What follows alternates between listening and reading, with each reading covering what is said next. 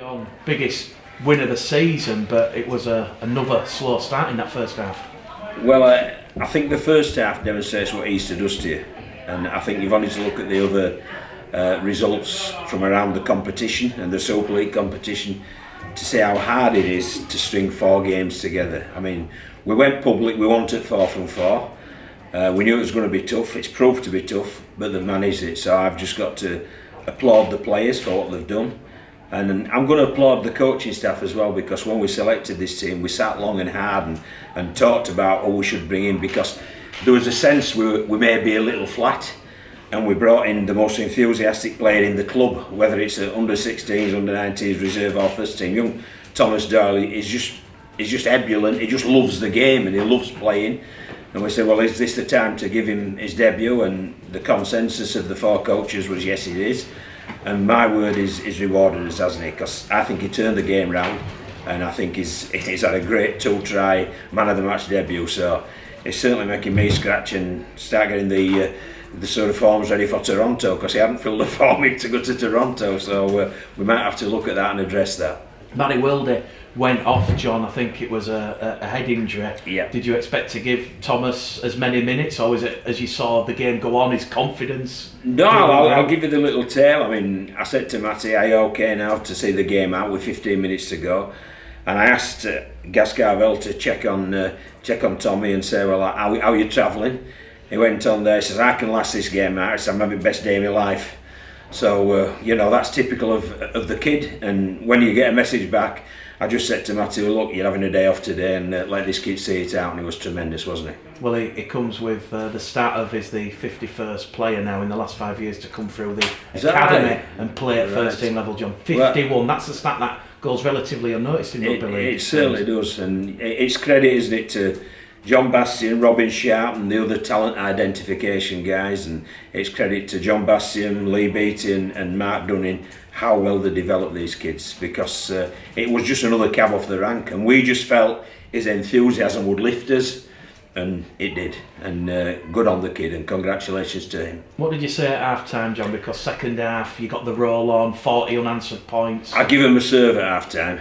I gave him a big serve at half time, and we've demonstrated great bull spirit in the previous 3 games, and I thought we let ourselves down in the first half. But I thought the bench, Thomas Doyle certainly did. I thought James Green did, Mikey Wood did, and Colton. They changed that game. They changed the momentum of the game, and they need a pat on the back. But they deserved a spray, and they got a spray, but they responded to the spray, so I'm pleased about that as well. And with those 40 unanswered points in 22 minutes, Rochdale didn't see much ball or very little at all, and I think the attack finally, you'd say, really clicked. It did, yes, I'd agree with you totally. But you've got to put it in perspective, Mick, as well. From the start of the game, they'd got 7 sets, and they made an error tackle 2 here on the very first set. We'd had 13 tackles, whilst they had that 7 sets. Within that 7 sets, there were 2 penalties and 2 tries, so we find ourselves 12 down. But that's down to us and our game management and how we approach the game, so they deserve that. And I thought Rochdale's first half, I've watched 3 of their games, and I thought that was the best they've played that first half.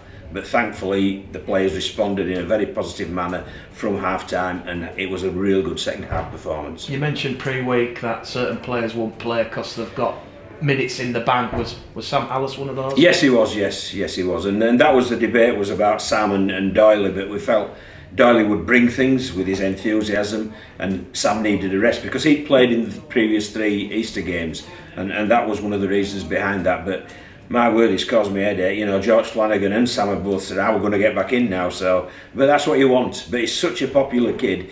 Everybody in that changing room was absolutely over the moon for the kid. And John, Steve Crossley, great talisman of this great club. 2 tries over the line and another professional performance. Yeah, well, Steve apologised for his start, to tell you the truth. He said it was indifferent. I'll use that word. He used a different word. It was indifferent at the start.